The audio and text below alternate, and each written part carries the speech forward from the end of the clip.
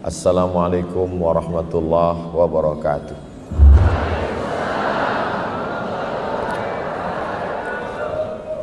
Apa kabar Bapak Ibu semua, sehat?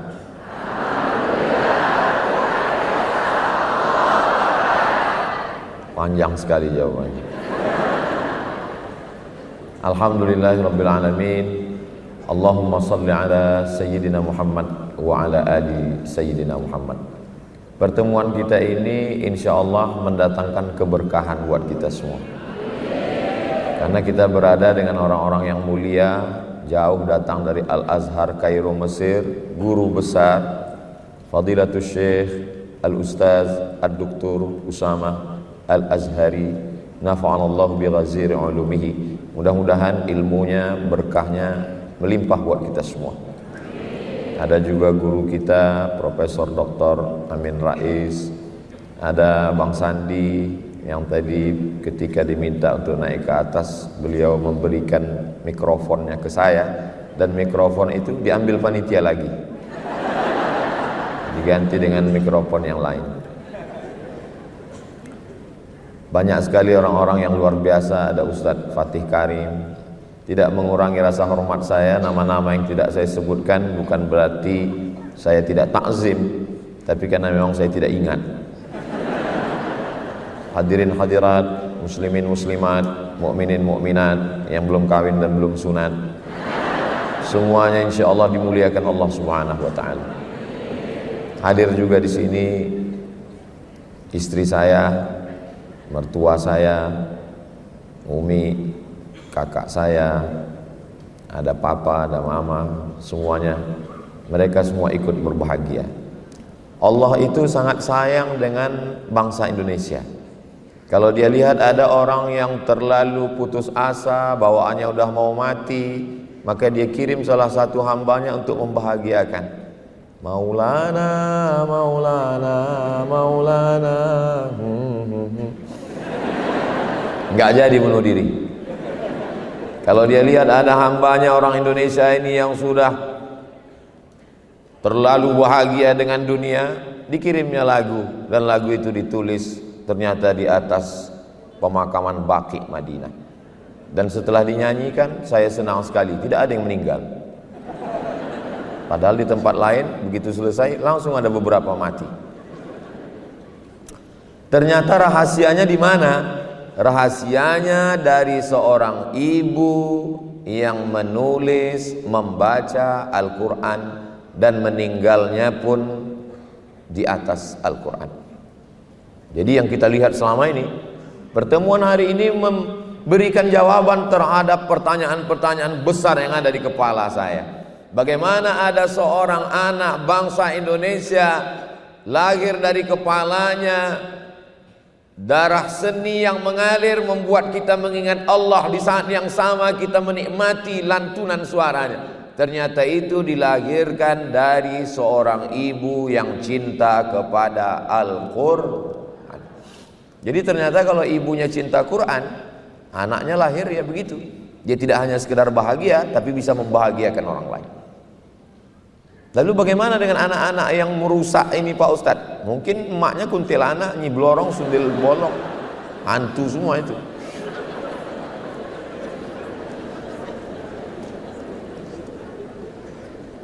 Putri Indonesia, artinya kalau putri Indonesia kan orang yang paling cantik si Indonesia. Masuk Islam, setelah masuk Islam apa yang terjadi? Suami meninggal dunia. Apa selanjutnya? Masuk penjara. Apa yang selanjutnya? Terhinakan. Apa selanjutnya? Merasa tidak berbakti kepada orang tua. Orang tua merasa, apa salahku sebagai orang tua sehingga kamu mempermalukan seperti ini? Di mana letak rahasia kekuatannya? Kenapa begitu kuat? Selama ini saya termasuk yang penasaran, apa yang membuat kuat? Hari ini saya mendapatkan jawabannya. Ternyata kekuatannya ada pada Al-Quran. Wa nunazzilu minal Quran. Kami turunkan Al-Quran ini ma huwa syifa. Al-Quran ini adalah syifa. Allah tidak mengatakan dawa. Dawa itu obat, tapi belum tentu menyembuhkan. Berapa banyak obat dari penyakit? Si Anu meninggal kenapa? Kebanyakan makan obat Pak Ustadz, mati. tapi ini dipilih Allah satu kata syifa, penyembuh. Ternyata jawabannya ada pada Al-Quran. Apa yang terjadi dengan bangsa Indonesia hari ini? Percaya tidak percaya, bisa tulis di handphone. Tulis saja di Google itu buta huruf Al-Quran Indonesia, buta huruf Al-Quran di Indonesia, buta huruf Al-Quran di Indonesia. Oh, kok nggak muncul? Buta huruf Al-Quran di Indonesia. MPR, cnnindonesia.com, MPR.2 mengkhawatirkan 72% Muslim Indonesia buta aksara Al-Quran. Kita boleh bangga sebagai Muslim terbesar di dunia, jamaah haji terbanyak di dunia, tapi buta huruf Al-Quran 72%. Tolong nanti sebelum mengupload video ini, yang bagian ini edit. Soalnya saya malu nanti pas saya ceramah di Malaysia sama di Brunei. Bisa kan tim media? Apa kata orang Malaysia sama Brunei? Ceramah jauh-jauh ke Kuala Lumpur, ke Bandar Seri Begawan, di kampungmu aja 72% gak bisa baca Quran. Tolong edit yang ini. Masa ngedit itu aja gak bisa? Di negeri ini semua bisa diedit.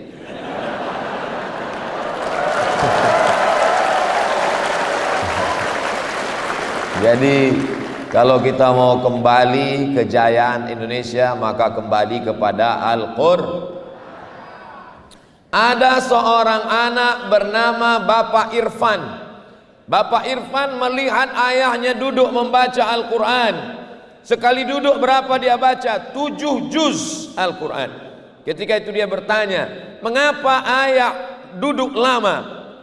Hatiku terlalu ingat pada almarhumah ibumu, maka untuk menenangkan jiwaku aku membaca Al-Quran. Duduk 7 juz, gundah gulananya, risaunya, kecewanya hilang. Yang menguatkan ada Al-Quran. Ayahnya itu bernama Haji Abdul Malik Karim Amrullah, Buya Hamka. Alhamdulillah Pak Ustadz, suami saya pun setiap saya dekati dia sedang pegang handphone, tapi Quran digital. Setiap saya dekat Quran digital, begitu saya menjauh game online. Apa sebenarnya yang terjadi? Mata bisa dibuat istirahat. Bagaimana cara mengistirahatkan mata? Pejamkan mata, insya Allah mata istirahat. Telinga bisa dibuat istirahat. Bagaimana mengistirahatkan telinga?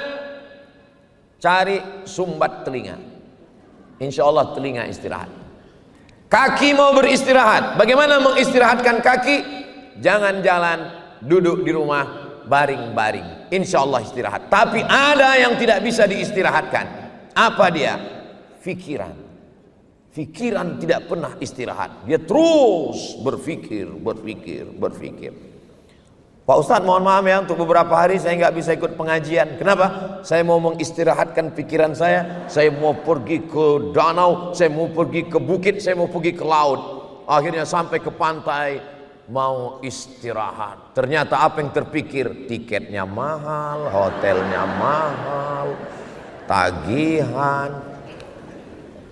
Dulu yang dipikirkan orang hanya anaknya, suaminya. Hari ini orang buka handphone, scroll. Yang dipikirkannya suami orang, anak orang, rumah orang. Manusia zaman sekarang ini aneh sekali. Tetangga beli kulkas, dia yang kedinginan.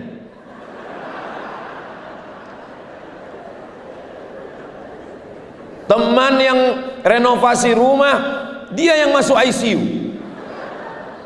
Maka pikiran inilah yang paling mengganggu manusia. Betul tidak Bapak Ibu? Banyak sekali yang mengaku. Jadi sebenarnya bagaimana cara mengistirahatkan pikiran? Alhamdulillah Pak Ustadz, saya sudah berhasil mengistirahatkan pikiran saya. Dengan apa? Saya pergi kemarin ketemu psikolog, psikiater, akhirnya dia kasih saya obat. Tenang. Alhamdulillah masalah saya hilang Pak Ustadz. Kok bisa hilang masalahnya? Dia kasih tahu, ini dimakan pagi, ini dimakan siang, ini dimakan malam, ini makan sebelum makan, ini makan setelah makan, ini makan setengah, ini makan seperempat. Bertambah beban saya Pak Ustadz. Akhirnya pergi ke rumah-rumah spiritual, yang katanya kalau kita pergi ke rumah spiritual ini kita akan tenang. Begitu masuk ke dalam, mendengar suara gemericik air terjun, lalu kemudian terdengar suara kicau burung, lalu menghirup suara aroma terapi dari asap-asap, lalu kemudian pejamkan mata, tarik nafas, tarik, tahan, disuruh mengamati napas, juga tidak menyelesaikan masalah. Jadi satu-satunya cara adalah kembali kepada Al-Quran. Ambil wudhu, setelah itu sholat sunat 2 rakaat, setelah itu buka Al-Quran. A'udzubillahi minasyaitonir rajim. Bismillahirrahmanirrahim. Yasin wal Qur'anil Hakim. Innaka laminal mursalin ala siratim mustaqim. Suaminya nanya, ngapain kamu baca Yasin terus? Persiapan untuk kamu, Pak.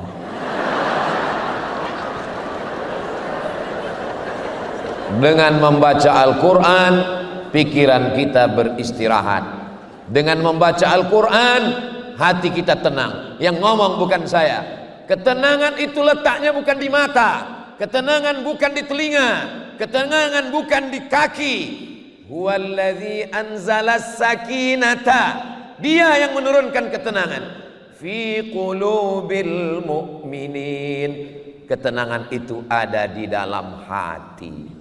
Kalau sudah hati tenang, yang lain ikut tenang. Makanya kalau ada jamaah ini yang tertidur, itu berarti hatinya bukan senang untuk menenangkan hati. Ini sedang berkecamuk, kacau. Semua orang di Indonesia ini sekarang sedang kacau balau, berkecamuk, bingung memikirkan bagaimana nanti yang terjadi, bagaimana tentang koalisi, bagaimana kalau udah nggak menjabat lagi, macam-macam. Bagaimana menenangkannya? Maka saksikan video-video yang ada di Amazing Muharram.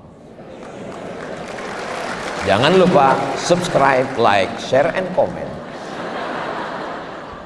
Apapun masalah hidupmu, ambil wudhu, buka Al-Quran. Tadi waktu saya duduk tadi, ada yang bisik ke saya, Ustaz Somad, apa yang membuat kita ini bisa menjadi tenang? Tidak lain wudhu. Saya udah wudhu nggak tenang juga Pak Ustaz, mandi taubat.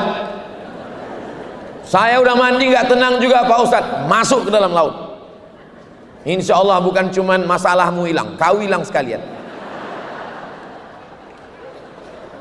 Maka tenangkan diri kita. Masalah ini besar, Allah Maha Besar. Angkat kedua tangan, Allahu Akbar, Allahu Akbar kabira. Kau yang dipuji-puji Abdul Samad, yang layak dipuji hanya Allah. Walhamdulillahi katsira. Engkau suci Abdul Samad, aku penuh dengan dosa, yang suci hanya Allah. Wa subhanallahi bukratan wa asila. Aku tidak menghadap kepada siapapun, aku hanya menghadap wajjahtu wajhiya lilladzi fataras samawati wal arda hanifan musliman wa ma ana minal musyrikin. Tapi jangan mentang-mentang udah dengar tausiah ini sholat zuhurnya nanti begitu. Inna sholati. Kata imam apa ini? Maksudnya itu cukup, itu sekedar saya nyampaikan. Nanti pas sholat tetap tenang di dalam hati. Serahkan semuanya kepada Allah. Duduk, baca Al-Quran.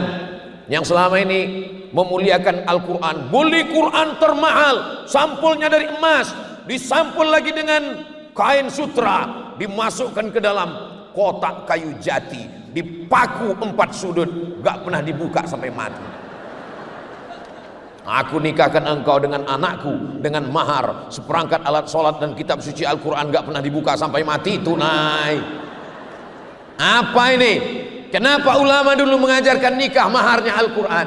Supaya Al-Quran dibaca. Yang paling afdol, paling bagus mengajarkan anakku Al-Quran. Kamu berani meminang anak saya? Iya. Saya tidak minta emas, saya tidak minta perak, saya tidak minta mobil mewah, saya tidak minta rumah yang besar. Saya hanya ingin kau ajarkan anak saya Al-Quran. Siapa namamu? Nama saya Imran, Pak. Ajarkan surat Ali Imran. Panjang sekali, Pak. Kalau mau nikah, memang nama saya di KTP Imran, Pak, tapi sehari-hari dipanggil kawan kulhu. Ayo kulhu Allah aja. Indah itu. Ini untuk mengajarkan kalian. Yang senyum yang belum nikah aja. Yang udah nikah apa boleh buat. Jadi yang paling bagus itu adalah ketika Nabi sedang menyampaikan tausiah, berdiri seorang perempuan. Apa kata dia? Inni wahabtu laka nafsi. Aku berikan diriku kepadamu. Kalau bahasa kampung kami, I give myself for you. Lalu kemudian apa kata Nabi? Nabi terus tausiah. Tiba-tiba berdiri seorang laki-laki. Karena Nabi nggak ada respon, berdiri seorang laki-laki. Ya Rasulullah, kalau engkau nggak mau, ya untuk aku aja ya Rasulullah. Kata Nabi, kamu mau? Iya. Iltamis walau khataman min hadidin. Carilah walaupun cincin yang terbuat dari besi. Dia pulang ke rumah cari cincin besi, nggak ada. Maka bapak-bapak kemana-mana tolong bawa cincin besi. Mana tahu nanti keadaan terjepit. Lalu kemudian setelah itu nggak ada ya Rasulullah. Kata Nabi, pulang cari lagi. Dia cari ke rumah, dia cari. Ada satu kain untuk mahar ya Rasulullah. Berapa kainnya? Satu. Jadi mahar nikah. Iya. Kalau kamu nikah maharnya satu kain ini dipakai istrimu, lalu kau pakai apa? Dia terdiam, dia malu. Akhirnya dia pulang. Ketika dia akan pulang, Nabi memanggil dia. Ta'al, come here. Lalu kemudian setelah dia datang, apa kata Nabi? Hal ma'aka minal Qur'an? Apakah kamu ada hafal Qur'an? Ternyata dia pun tidak hafal Qur'an semua. Suratu kada wa suratu kada wa suratu kada. Saya hafal surat ini. Nabi nikahkan dia. Zawwajtukaha bima ma'aka minal Qur'an. Ku nikahkan engkau dengan mahar mengajarkan Al-Qur'an. Ini sebenarnya tadi kan Mbak Angelina Sondakh kan menyebut tadi siapa yang kaya. Ini untuk menurunkan harga mahar tadi. Jadi kalian siap-siaplah hafal surat-surat pendek. Betapa indahnya ketika anak kita diajarkan Al-Quran sebagai imam yang mampu mengajarkan Al-Quran. Bapak sebagai kepala rumah tangga, panggil anakmu baca Al-Quran. Sudah berapa juz? Alhamdulillah Pak, sudah 5. Masya Allah, anak papa 5 juz? Enggak, Iqra 5. Oke, yang penting bisa ngaji. Dah. Istri, baca Quran. Enggak usah lama-lama, dari maghrib ke isya 45 menit. Handphone mati, TV mati, laptop mati, komputer mati, semua mati. Alhamdulillah Pak Ustadz, di rumah saya memang begitu tiap malam. Kenapa? Ngaji Quran? Enggak, pemadaman bergilir. Mati semua. Anak baca Quran, istri baca Quran. Tapi saya belum bisa baca Quran Pak Ustadz. Saya ajari caranya. Kira-kira waktu udah mau habis, bilang, udah tutup semua. Papa nggak baca, waktu nggak cukup. Gitu caranya.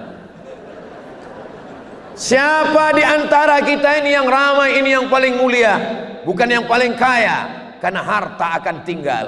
Bukan yang paling tinggi jabatannya, karena jabatan tidak lama.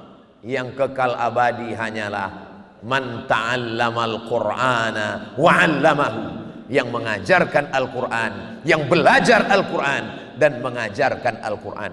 Mudah-mudahan dengan program Amazing Muharram ini, maka terlaksanalah program Ustadz Fatih Karim mengqurankan Indonesia, hilanglah buta huruf Al-Qur'an insyaallah. Beliau bisa mengumpulkan orang yang hebat-hebat ini, luar biasa. Bayangkan, ada yang melihat ke atas, melihat ke ke bawah, luar biasa. Bisa dikumpulkan ya semua.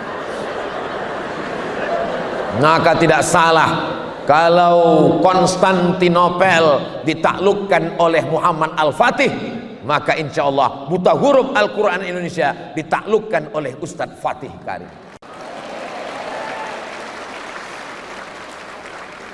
Saya di mana-mana tausiah itu 60 menit, 600 ml. Tapi di sini sudah merah habis waktunya. Akhirnya saya tutup dengan pantun penutup, menangkap puyuh di Bukit Selasih. Thank you dan terima kasih. Mohon maaf atas segala kekhilafan. Wassalamualaikum warahmatullahi wabarakatuh.